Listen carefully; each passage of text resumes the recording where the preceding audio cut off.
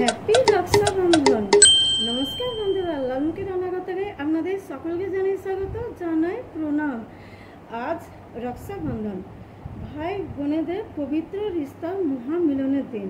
তাই বন্ধুরা, আজ এই দিনে আমি আপনাদের কাছে একটা ব্রেকফাস্টের রেসিপি শেয়ার করব। বন্ধুরা দেখুন, সেটা সকালেও আপনারা ব্রেকফাস্ট করতে পারেন, বিকালেও চলবে।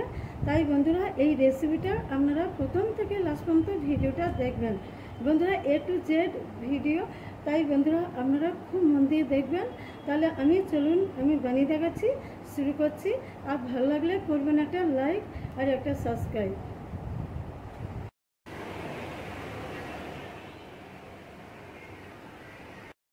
ভালো করে কুকারে আলুগুলো আমি সেদ্ধ করতে দিয়েছিলাম। দেখুন আলুগুলো সিদ্ধ হয়ে গেছে। এরকমভাবে আলুগুলো সিদ্ধ করে নেবেন।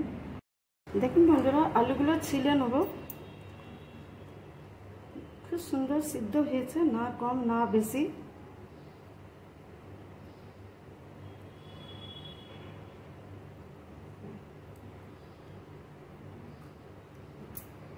চপে পুড়ে আলুগুলো দেখুন এইরকম ভাবে ভেঙে নেব।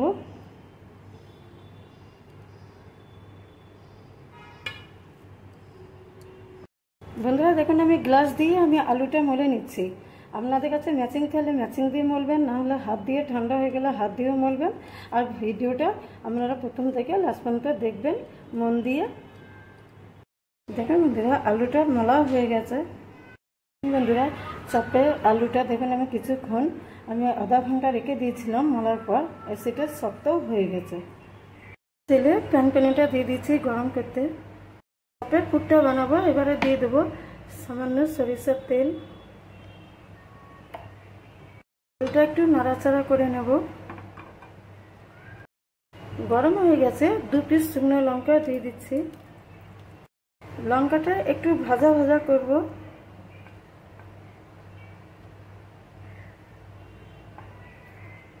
লঙ্কাটা ভাজা হয়ে গেছে। এবারে নিয়ে নেব প্লেটে। মধ্যে 2 চামচ জিরে ফোড়ন দিলাম। হালকা একটু নাড়াচাড়া করব, ভাজিয়ে নেব। এবারে এর মধ্যে দিয়ে দেবো 1 পিস টমেটো কুচি। স্বাদ মতো লবণটা দিয়ে দেবো। একটু নাড়াচাড়া করে নেব। একটু টমেটোটা মুলায়ম করতে হবে। আঁচ কমিয়ে দিয়ে দেবো ঢাকা। লঙ্কাটা ঠান্ডা হয়ে গেছে। সামান্য লবণ দিয়ে এটা মলে নেব।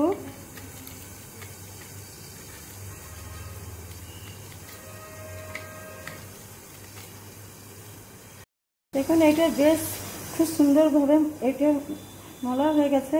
এরকমভাবে চপের মশলাটা বানাবেন। এখন 2 ইঞ্চি আদা আমি ছিলে নিয়েছি, এটা থেতো করব।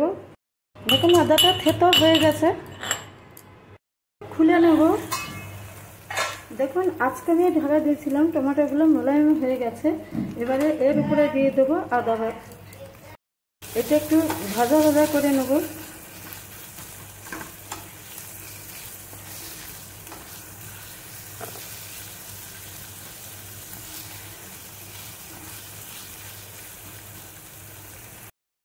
এবারে এর উপরে দিয়ে দেবো চিলি পাউডার, গরম মশলা আর ধনে জিরা পাউডার। এবারে মশলাটা বেশ করে ভাজা ভাজা করে নেব।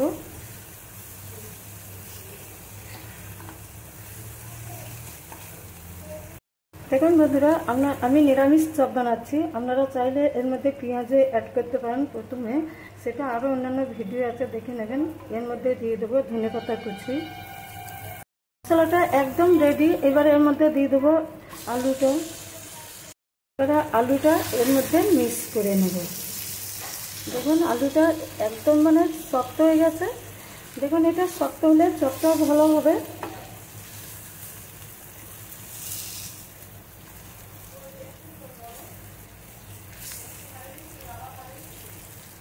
বন্ধুরা দেখুন, একটা ট্রিক দিচ্ছি। যদি আলুটা নরম থাকে তাহলে আপনারা ব্রেড ক্রাম্ব কিংবা বিস্কুট গুঁড়ো দিতে পারেন। দেখুন এবার এর মধ্যে দিয়ে দেবো মেন মশলাটা। দেখুন এটা শুকনো লঙ্কা গুঁড়ো। এটা দেখুন ভাজা গুঁড়ো মশলা, একদম মোমো করছে, কি বলবো, অপূর্ব একদম গন্ধও বেরিয়েছে। এরকমভাবে আপনারা ঘরে একবার ট্রাই করবেন, রাখি দিনে দেখবেন একদম জমে যাবে। এবারে আরও একবার এটা মিক্স করব, বেশ করে এটা মিক্স করতে হবে ভালোভাবে। দেখুন এটা মিক্স হয়ে গেছে, দেখতে পাচ্ছেন একটু দানা দানা নাই। এরকমভাবে আপনারা পুরটা বানিয়ে নেবেন। একবার আমি দেখিয়ে দিচ্ছি আপনাদের। দেখুন পুরটা একদম মানে শক্ত হয়েছে, দেখতেই পাচ্ছেন। আমি এর মধ্যে কিচ্ছু দিইনি, ব্রেড ক্রাম্ব কিচ্ছু দিইনি। দেখুন এই পদ্ধতিতেই আপনারা আলুর চপ বানাবেন। ঘরে যদি ব্রেড ক্রাম্ব না থাকে, বিস্কুটগুলো না থাকে, এরকমভাবেই বানাবেন। এবারে এটা প্লেটের মধ্যে নিয়ে নেব।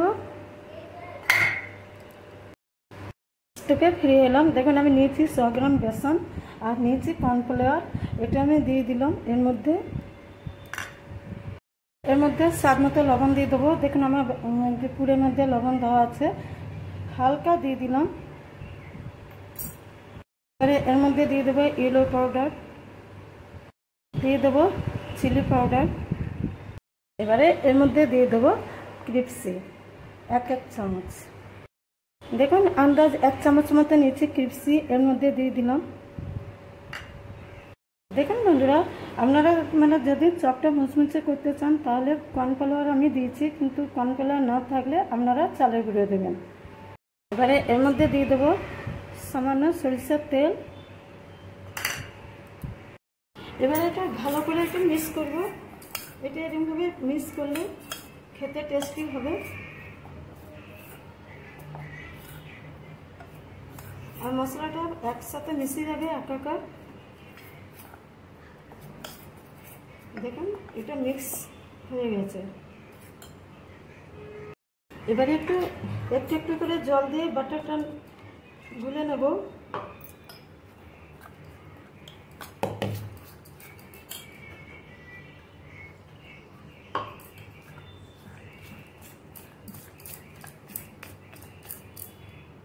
দেখুন বাটারটা এরকমভাবে খুব করে আচ্ছা করে ফাটতে হবে।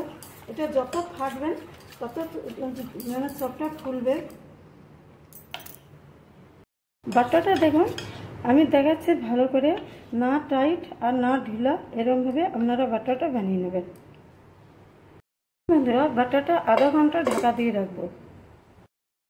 বাটারটা দেখলেন তো বন্ধুরা, এই বাটারের মধ্যে একটা টিপস আমি দিচ্ছি। দেখুন আমি দিয়েছি ক্রিপসি। আপনারা ক্রিপসি না তাহলে ঘরেতে পোস্ত দানা থাকতেই পারে, পোস্ত। তাই বন্ধুরা এর মধ্যে কিছু পোস্ত অ্যাড করতে পারেন। আর পোস্ত যদি না থাকে তাহলে আজওয়ানা দিতে পারেন, খুবই টেস্টি লাগবে। বন্ধুরা তাহলে টেস্টটা কেমন লাগলো দেখুন। রান্নার বাইরেও আমি আপনাদের কিছু বোঝাচ্ছি, কিন্তু এই ভিডিওর মধ্যে আপনারা তাহলে করবেন একটা লাইক। বন্ধুরা এবারে নেক্সট স্টেপে ফিরে এলাম। দেখুন নানান মতো রঙিন পাঁপড় নিয়েছি। এটা আমি লাস্ট পাতে দেবো, সেটা মুখে দিলে খুবই ভালো লাগবে। তাহলে বন্ধুরা এবার আমি এইগুলো মানে ফ্রাই করব। এবার আমি দেখুন এটা গোল করে নিলাম। এবার চপের সাইজে আমি মানে বানাবো কীরকমভাবে। দেখুন নিয়েছি পনিরটা হাতের মধ্যে লাগবে না, সেই এতে এরকমভাবে দিয়ে দিলাম। এবার এটা এরকমভাবে চেপে নিলে আমার দেখুন একদম চপের মতো হয়ে গেল, না ছোট না বড়। দেখুন বন্ধুরা চপের আলুগুলো দেখুন গোল গোল আকারে গড়ে নিয়েছি। আর অন্যদিকে দেখুন রিফাইন অয়েল গরম করতে দিয়েছে। একটা আমি ঢাকা দিয়ে রেখেছিলাম। দেখুন অনেকটা ফেপে গেছে, দেখি কতটা একটুখানি টাইট হয়েছে, কিন্তু এরকমভাবেই ঠিক আছে। আমি দেখুন একদম মাফিক এরকমভাবে আমি বাটারটা বানিয়ে নিয়েছি।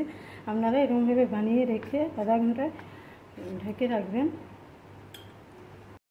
দেখুন বন্ধুরা বাটারটা একটুখানি মানে টাইট হয়েছে, কিন্তু আর আমি কিচ্ছু করব না। এরকমভাবে আপনারা বাটারটা বানিয়ে কিছুক্ষণ ঢাকা দিয়ে রাখবেন, তাহলে দেখবেন চপটা একদম পারফেক্ট। আমি চপগুলো ফ্রাই করব, এর মধ্যে দিয়ে দিচ্ছি। এবারে কড়াইয়ের মধ্যে দিয়ে দেবো।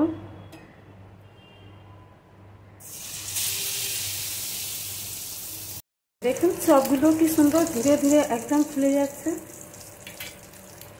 সব উল্টে পাল্টে নিচ্ছি। দেখুন সমস্ত চপ একদম মানে ফুলে গেছে। আমি আপনাদের এপিট এপিট করে দেখে দিচ্ছি। দেখুন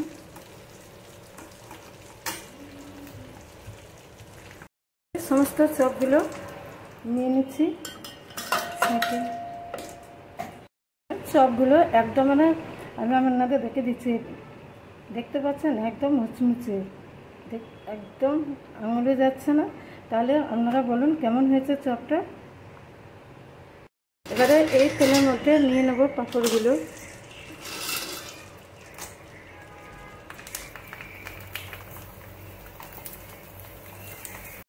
যেমন পাঁপড়গুলো উল্টে পাল্টে নেব। এবারে নিয়ে নেব প্লেটের মধ্যে।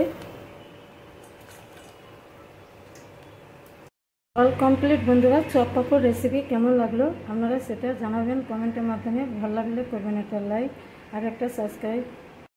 দেখতেই পাচ্ছেন বন্ধুরা, একদম ফুলের মতো রেসিপি, একদম মুখে জল আনা রেসিপি। তাহলে কেমন লাগলো রেসিপিটা সেটা জানাবেন কমেন্টের মাধ্যমে। আর বন্ধুরা, আপনারা ঘরে রাখি বন্ধন দিনে একদম মানে জমিয়ে খান। অল কমপ্লিট বন্ধুরা, যে প্রসেসে আমি বানিয়ে দেখালাম সেটা আপনারা মন দিয়ে একদম এনজয় করুন আর বানিয়ে খেয়ে একদম মুখে একদম জল করবে আর খাবেন। দেখুন আমি কি বলবো, আমি তো মানে বারবার ঘর বানাই আর খাই। তাই বন্ধুরা এইভাবে আপনারা প্লিজ ট্রাই করবেন, ভালো লাগলে করবেন এটা লাইক। তাহলে আমি নেক্সট ভিডিওতে ফিরে আসছি। ভালো থাকবেন, সুস্থ থাকবেন। Thank you.